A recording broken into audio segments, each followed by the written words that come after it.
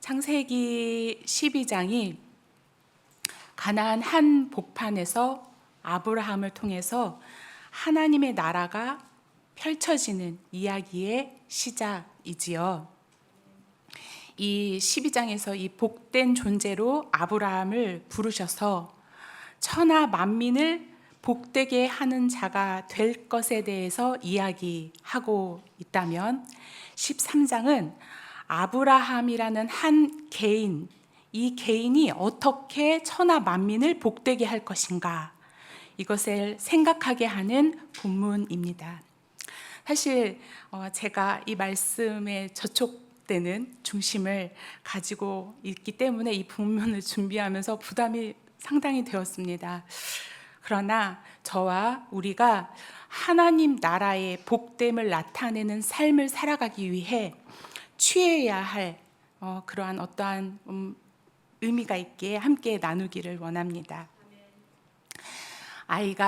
제 아이가 딸 하나 있는데요. 유아식 할 때 한 2살쯤 됐던 것 같아요. 이제 겨우 등 빳빳하게 세워서 앉혀서 이제 유아식 먹이려고 식빵을 고소하게 구워가지고 이렇게 아이의 손에 들려주었어요.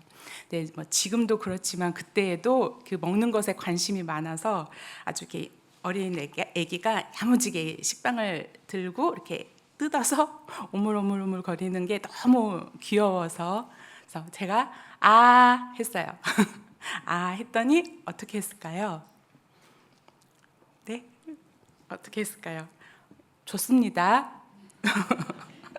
다행히 좋습니다. 근데 걔가 뭘 줬냐면 두리번거리다가 자기 손에 들려있는 걸 준 것이 아니라 땅에 떨어져 있는 부스러기를 주워서 주더라고요. 그래서 요 녀석 봐라 하는 순간 거기에서 그 아이의 모습에서 제 모습을 본 거예요. 그러니까 전부를 주신 하나님께 온전한 덩어리를 드리기는커녕 부스러기, 짜투리, 엄살 부리며 내놓는 이 나의 모습이 아이의 모습에서 보여지는 거예요. 2살 아이든 중년의 나든 커다란 식빵을 주신 그 이상으로 주실 수 있는 그분에게 그 은혜, 주신 그에게 어떤 것을 드리기보다는 이미 내 손에 들려진 이 식빵이 작아지는 것이 아까운 그 중심을 발견합니다. 이 마음 낯설지 않으시죠? 이 중심. 그 마음을 기억하면서 들어가도록 하겠습니다. 13장에 들어가기 전에 이 12장을 잠깐 살펴보겠습니다. 메소포타미아 우르에 살던 아브라함이 1절에서 3절이죠. 너는 너의 고향 친척 아버지의 집을 떠나서 내가 네게 보여줄 땅으로 가라. 내가 너로 큰 민족을 이루게 내게 복을 주어 내 이름을 창대하게 하리니 너는 복이 될지라. 그러면서 마지막에 땅의 모든 족속이 너로 말미암아 복을 얻을 것이다. 온 땅에. 이건 이 말씀을 따라서 하란을 거쳐 가나안 땅으로 나아갔습니다. 이 아브라함이 창세기 12장 1절에서 3절에 담겨있는 그 약속의 의미와 크기를 온전히 이해했는지는 알 수 없지만 고도의 문명이 꽃피었던 메소포타미아에서 미개한 가나안 땅으로 움직이는 것은 상식적인 행동이 아니지요. 그리고 말 한마디, 하나님의 그 말씀 한마디에 의지해서 단순한 그 여행 그 이상으로 가족 전체를 이끌고 이주하는 근본적인 변화를 요하는 순종이었다는 것을 우리는 압니다. 평범하지 않고 한마디로 아브라함의 이 여정, 이 시작은 굉장히 대단한 것이죠. 그럼에도 불구하고 그러하였던 그가 12장 중반에 가서 전혀 다른 선택을 합니다. 하나님이 이끄신 가나안 땅에 기근이 들자 풍요의 땅 애굽으로 내려가죠. 말씀을 따라 믿음으로 가나안에 이른 아브라함에게 처음으로 기근이라고 하는 현실적인 문제를 마주하게 된 것이죠. 근데 그때에 아브라함은 현실과 하나님을 엮어내지 못합니다. 그래서 자신만을 믿고 따라왔던 사라, 조카 롯, 그리고 자신의 사람들에게 그가 내놓을 수 있는 해법이라는 것은 애굽으로 잠시 피하는 아주 상식적인 방법이었습니다. 그러나 애굽에서 도리어 더 큰 위기를 맞지요. 지키려 한 것을 지키지 못했을 뿐만 아니라 스스로 작아져서 자신의 아내를 방패 삼아 자신의 생명, 자신의 안위를 구하는 이기적 자아를 드러내고 맙니다. 그러니까 이 애굽이라는 곳에서 아브라함은 역시 여느 평범한 사람들과 다를 바 없는 인생이라는 것을 탈탈탈 털린 거죠. 탈탈 털리는 시험의 장소가 되었습니다. 그 자신조차도 알지 못했던 자신의 적나라한 그 실체를 마주하게 된 거죠. 그러한 그의 모습을 통해서 과연 12장 1절에서 3절의 무게, 그 복의 무게를 이 사람이 감당할 만한가? 애굽의 아브라함에게서는 보이지 않습니다. 아브라함의 실패, 초라한 이 믿음의 성적표를 받아든 하나님을 상상해 봅니다. 우리의 성적표를 든 아버지처럼 내가 믿었던 그 아브라함, 하나님이 그 아브라함의 믿음의 성적표를 봅니다. 그의 싹수를 보았을까요? 저는 이 싹수라는 단어 되게 별로 안 좋아하거든요. 저희 아버지가 가끔 싹수 운운하시면 굉장히 기분이 나빴어요. 싹수가 뭐 어쩌네. 하나를 보면 열흘 안에 네, 이 단정적인 이런 말들. 하나님이 아브라함의 싹수를 봤을까요? 아닙니다. 결국을 보십니다. 우리 사람은 오늘을 미루어서 그 사람의 내일을 가늠하죠. 오늘 모습을 보고 내일을 상상합니다. 그러나 하나님은 내일을 미루어, 내일 그가 되어질 그 모습을 미루어 오늘을 보세요. 그래서 관계 없습니다. 도리어 이 실패의 자리를 통해서 하나님은 은혜로운 결과를 이끌어내십니다. 아브라함으로 애굽에서 큰 재산을 얻어 나오게 하시고 다시 가나안으로 돌리시죠. 이러한 경험을 통해서 아브라함은 무엇을 얻었을까요? 아브라함에게 있어서 이 실패의 경험 속에서 하나님의 어떠하심에 대한 이해가 생겼을 것입니다. 오늘 읽은 이 13장에서 이 아브라함의 변화가 확인이 됩니다. 자, 이 13장은 아브라함과 롯의 결별을 다루지요.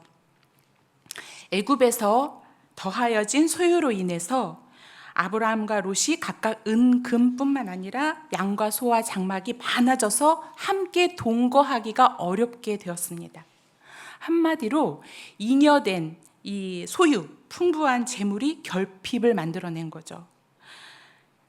지금 막 기근을 벗어났으니 초원이 아마 형편없었겠죠. 그리고 우물은 한정되어 있겠고, 그러니 서로 양립하기가 어려웠을 것입니다. 예나 지금이나 이 한정된 자원, 결핍은 경쟁을 초래하죠. 전쟁을 일으킵니다.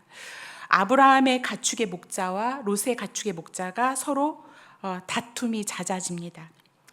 한 혈육으로 멀디먼 이 타국에 와서 공동의 방어와 이익을 같이 했었는데, 이 함께 방어하고 같이 나누었던 이 공동체가 서로의 이익을 다투게 되는 것은 피차 바람직한 일이 아닙니다. 더군다나 원주민인 가나안 사람과 브리스 사람이 보는 중에 하나님 나라의 동일한 소망을 가지고 이 땅에 온 아브라함과 롯이 시비를 다툰다는 것은 아브라함이 느낄 때에 이거는 합당치 않다. 이렇게 되어서는 안 된다. 여긴 거죠. 그래서 아브라함은 또 한 번의 현실 문제를 마주합니다. 그런데 접근은 전혀 다르죠. 우리가 잘 알듯이 이렇게 얘기하죠. 네 앞에 온 땅이 있지 아니하냐. 나를 떠나 가라. 네가 좌하면 나는 우하고 네가 우하면 내가 좌하리라. 상식적이지 않습니다. 아브라함이 이 말을 던질 때에 사용된 떠나라, 나를 떠나라 하는 말은 마치 명령형처럼 느껴지지만 원어상으로는 권유형, 간곡한, please, 영어로는 let'라고 되어 있어. 뭐뭐 하자, 권유하는. 그리고 그 내용은 역시 롯에게 우선권을 주는 내용입니다. 아브라함은 연장자요, 가문의 수장으로서, 가장으로서 얼마든지 거주 선택의 우선권을 자기가 가져올 수 있었겠죠. 근데 그렇지만 아브라함은 어떤 분쟁이나 불만이 없도록 자신의 기득권을 내려놓습니다. 이 목축하는 사람들에게 있어서 좋은 땅을 선택하는 것, 풍부한 물이 있는 곳을 선점하는 것, 차지하는 것은 생존과 부의 축적 그리고 복지와 직결되는 문제죠. 그런데 아브라함은 자신보다 롯의 입장, 롯의 이익을 앞서 생각합니다. 근데 살기 위해 애굽으로 내려갔고 자기의 목숨을 위해 자기 아내를 방패 삼았던 이 자기 중심적인 아브라함이 불과 이 한 장 넘어서 여기 13장에 와서는 어떻게 이렇게 이러한 선택을 할 수 있었던 것일까? 무엇이 그로 하여금 이렇게 결정하게 한 것일까? 아브라함이 가나안에 돌아와서 제일 먼저 한 행동을 한번 봅니다. 3절 4절입니다. 3절 4절. 그가 네게부에서부터 길을 떠나 베델에 이르며 베델과 아이 사이 곧 전에 장막 쳤던 곳에 이르니 그가 처음으로 제단을 쌓은 곳이라. 그가 거기서 여호와의 이름을 불렀더라. 여기에 단어가 전에, 처음으로, 이 단어에 주목해 봅니다. 전에, 언제요? 창세기 12장 8절입니다. 거기서 베델 동쪽 산으로 옮겨 장막을 치니 서쪽은 베델이요 동쪽은 아이라.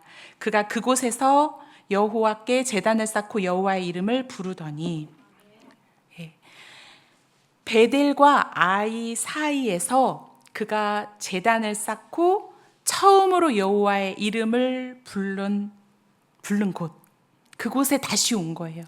그곳에서 전에 처음으로 했던 그 모습을 다시 지금 아브라함이 보이고 있는 것입니다.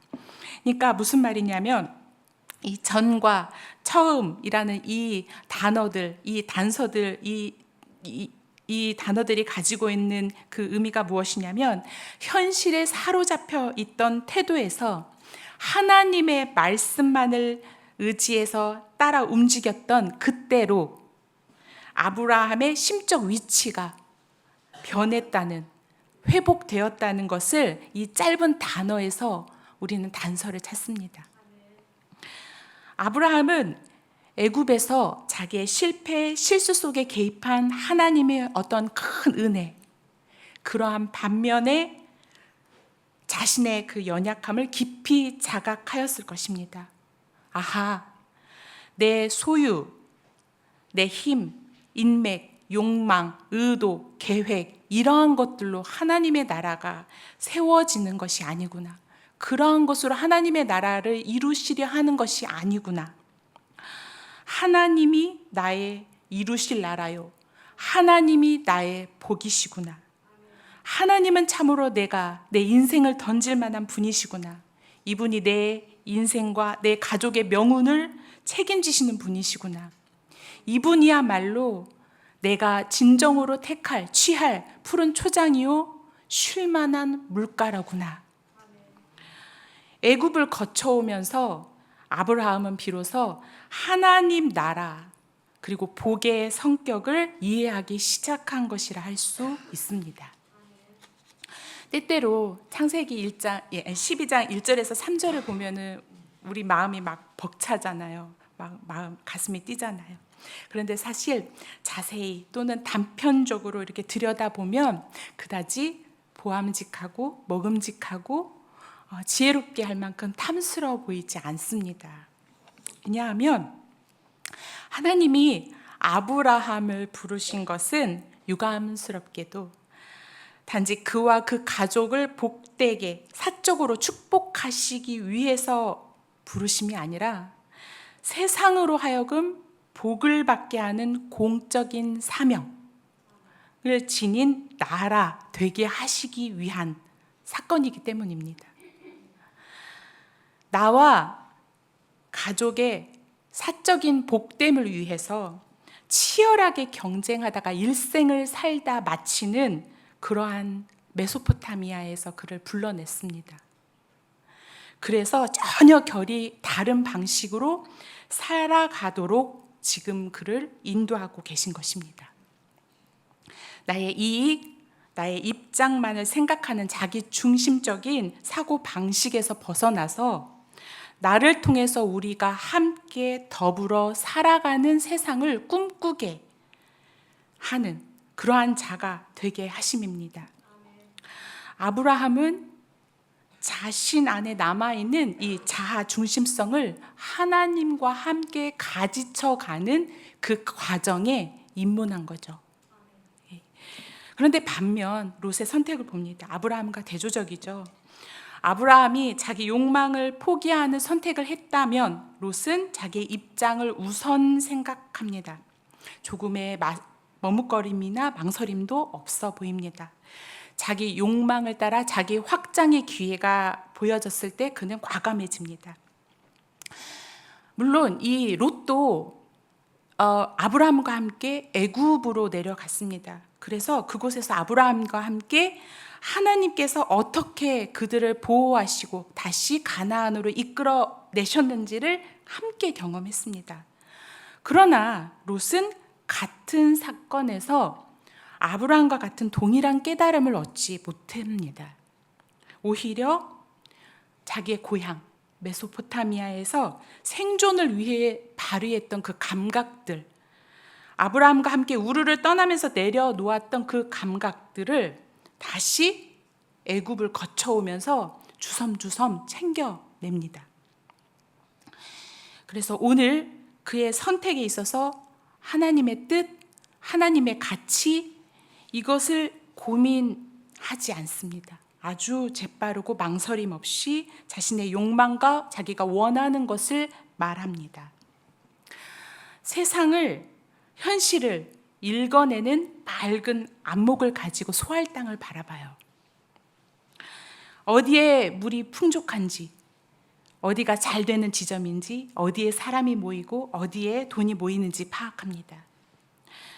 그런데 성경은 그의 그러한 선택에 대해서 어느 정도 경고를 하고 있죠. 어디에서 그게 느껴지냐면 여기에 그 땅이, 그러니까 롯의 눈에 어떻게 보였냐면 에덴과 같고 애굽과 같다라고 했습니다. 그러니까 에덴, 애굽 상반되잖아요. 두 가지 의미가 다 있는 거예요.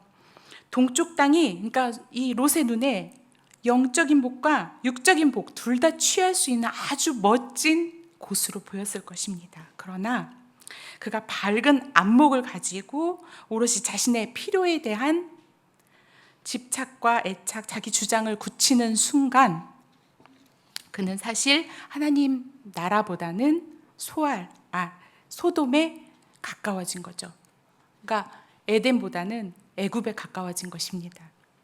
결국 하나님이 가나안에서 세우고자 하시는, 이루고자 하시는 하나님의 나라, 아브라함을 부르시고 그의 자손을 통해서 천하 만민이 복을 얻게 하시는 그 비전을 함께 이루어가지 못합니다. 아브라함과 그의 자손을 통해 이루어가시는 하나님의 나라는 결코 자기를 강화하는 방식으로 이루어지지 않죠. 도리어 자기 중심, 교만, 주장, 자기 애착의 단단한 껍질을 벗겨가야만 비로소 맛볼 수 있는 나라입니다. 창세기는 줄곧 그러한 인간상을 구합니다. 아브라함으로부터 이삭, 야곱, 요셉 인생들을 쭉 살펴보면 좀 더 명료해집니다.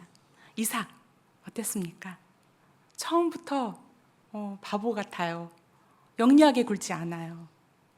아버지가 자신을 번제에 드리려고 할 때에 그 순간에도 자신을 들이웁니다. 힘이 없고 의지가 없어서 그렇게 제단에 드리웠을까요? 뿐만 아니죠. 그가 흉년으로 팔레스틴 지역 그랄로 갔을 때에 블레셋 사람들이 그를 시기해서 굉장히 괴롭혔습니다. 이삭이 우물을 팔 때마다 빼앗거나 메어버리죠.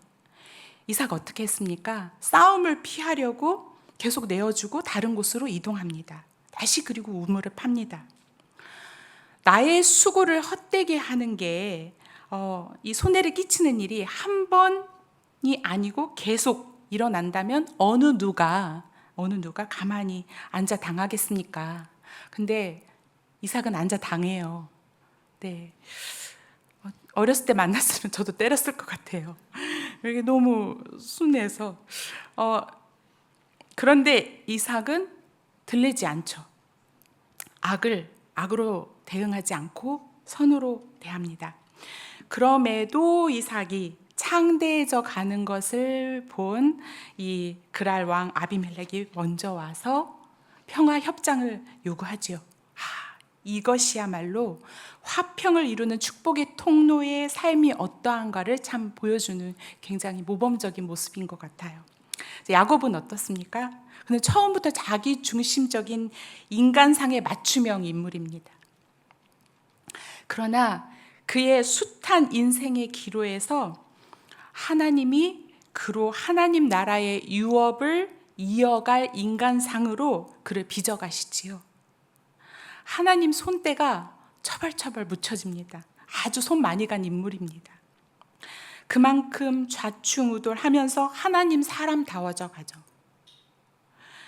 자기 중심성을 철저히 배제해 가면서 하나님이 그로 어떻게 만들어 가시냐면 타자를 진심으로 축복해 줄 수 있는 축복의 사람으로 그를 만들어내십니다. 창세기 마지막 인물 요셉 어떻습니까? 요셉이야말로 하나님 나라의 복인의 모습을 잘 드러내고 있지요. 나의 고난까지도 온 생명을 위해 쓰시는 하나님을 증언합니다. 나의 오늘의 잘됨, 복됨은 나의 개인의 영광이 아니요 하나님 나라를 보존하기 위함이라.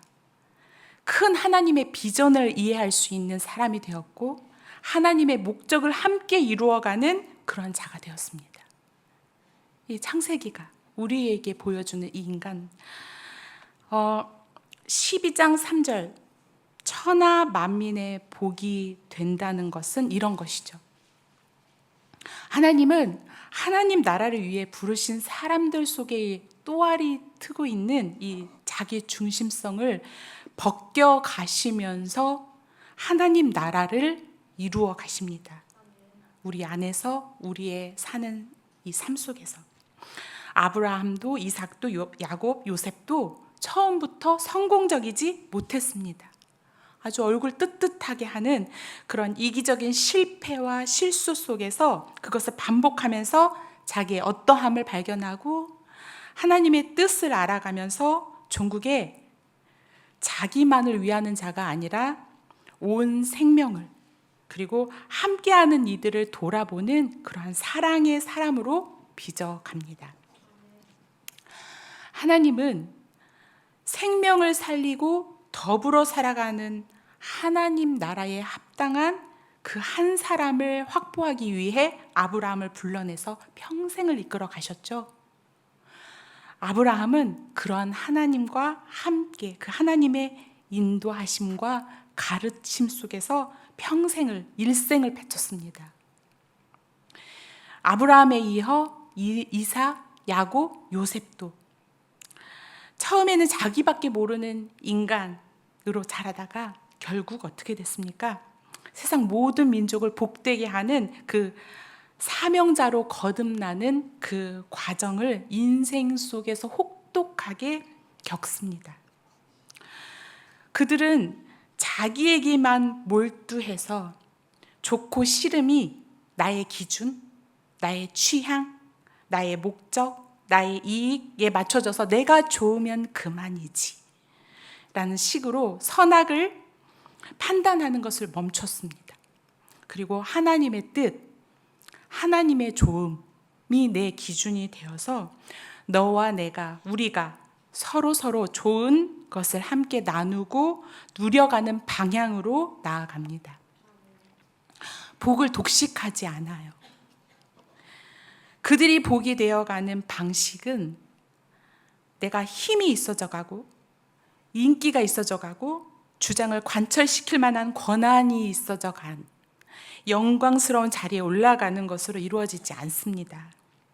예수님처럼 자기를 부인하고 자기 십자가를 지고 나를 좇으라 하신 그 말씀처럼 천하 만민이 복되게 되어 간다는 것은 자기를 부인하는 것으로 이루어집니다.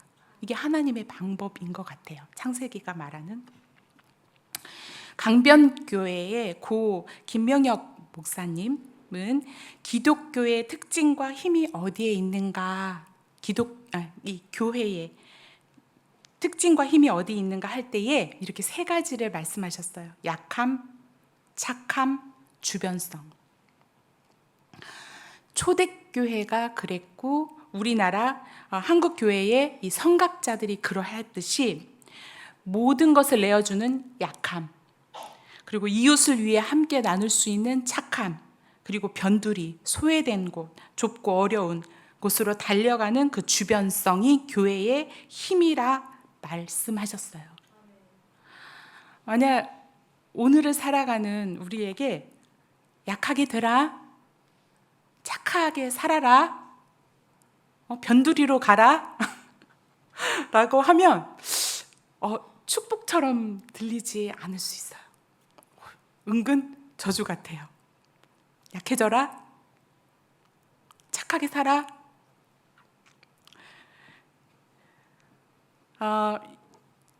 그래서인지 요즘 미국이 요즘 외치는 Great Again, 미국을 다시 위대하게. 저는 그 말을 들을 때마다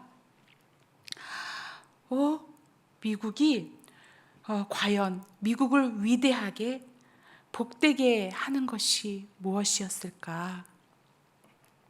그들이 정말 위대한 적이 있다고 본인들이 생각하는 거잖아요. 다시 위대하게. 그들이 위대했던 적은 청교도적인 정신을 가지고 약한 곳에 힘을 흘려보내고 착한 양심으로 힘을 행사하고 주변적이고 소외된 생명을 돌아보는 그 안목과 목적을 가지고 있었을 때 미국이 위대했던 것 같아요.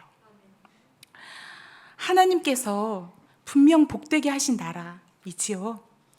그 역할을 더 이상 하나님의 가치로 할 수 없다면 어찌 다시 하나님 앞에 위대해져 갈 수 있을까? 어떻게 복의 나라가 될 수 있을까? 물론 지금의 방식을 취한 현실적인 복잡한 이유가 있겠지요. 그러나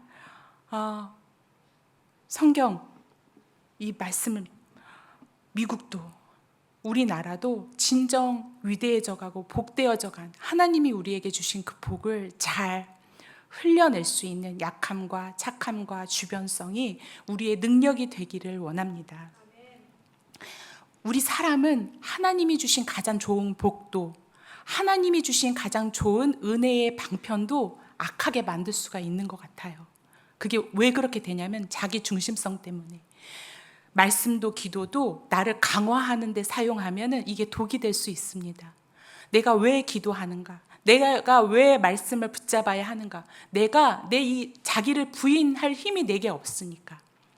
내가 나의 중심성을 이거를 벗겨갈 능력이 내게 없으니까 우리는 기도하고 우리는 주의 말씀을 붙들고 그 말씀에 비추어서 살고자 애써 가야 하는 것이지, 내가 기도하고 주의 말씀을 많이 아는 것이 내가 힘이 있어져 가는 방향으로 가면 그거는 내게 오히려 독이 될 수 있습니다. 도시남 아브라함을 불러내서 천하 만민을 복되게 하는 복이 되게 하는 것은 자기를 강화시켜야만 살아남는 갈대아 도시를 떠나서 변변치 않은 시골로 옮겨 자기를 탈탈 털어 자기 중심적인 이 근성을 가지쳐가는 방식이었습니다. 결과 아브라함은 어떠한 사람이 되었나요? 이삭이라고 하는 자기 생명의 중추, 자기의 생명, 자기의 전부, 하나님께 내어 맡길 수 있는 심정의 사람이 됩니다. 무슨 말이냐면 하나님의 전부, 하나님의 덩어리, 독생하신 그리스도를 내어놓는 하나님의 그 덩어리진 그 사랑, 그 마음을 조금이나마 공감할 수 있는, 이해할 수 있는 자가 된 거예요. 우리 안에 있는 나라는 중심성을 계속 걷어내지 않으면 우리는 하나님의 그 덩어리 사랑에 온전하게 응답할 수 없습니다. 겨우 부스러기, 짜투리로 응답할 수밖에 없습니다. 우리에게 주어진 이 믿음의 걸음이 자기 몰두나 중심적인 이 성향에서 벗어나서 하나님과 연합을 이루는 방향으로, 나 혼자만의 유익을 구하는 데 벗어나서 우리가 함께 사랑을 더하는 방향으로 나아가야 합니다. 우리가 자기 중심성을 생존 전략으로 가지고 있는 이 자기 중심성을 포기해가고 하나님 나라의 가치를 택해갈 수 있는 것은 무엇 때문일까? 이 세상은 나를 자꾸 채워가야 한다고, 나를 강화해야 한다고, 힘이 더 있어야 한다고, 그래서 막 서로 이것을 앗아가잖아요. 근데 우리가 그러한 세상을 살면서 어떻게 나를 포기하고 나를 부인하고 나를 어떻게 내려놓을 수가 있어요? 무엇이 이것을 가능하게 할까? 우리 하나님이 선하신 분이기 때문에. 하나님은 우리에게 이기적이지 않으세요. 하나님은 내 뒤통수 치시지 않으세요. 나를 뒤통수 치면서 나를 이용하는 분이 아니시죠. 철저히 자신을 우리에게 내어주신 분, 전부를 던지신 분이시죠. 그분이 우리에게 바라는 거는 뭐 다른 걸 원하지 않으시죠. 우리로 가나안 복지, 하나님의 나라의 유업을 받을 수 있도록 그냥 그렇게 주시고자 우리를 그렇게 인도하시는 선하시고 인자하신 분이시기 때문에 우리가 나의 생존 전략을 내가 챙겨가는 그런 것을 내려놓고 좀 더 하나님이 내 생존 전략, 내 생존 방법이 되도록 나를 자꾸 포기하고 그럴 수 있는 것은 우리 하나님이 선하시기 때문입니다.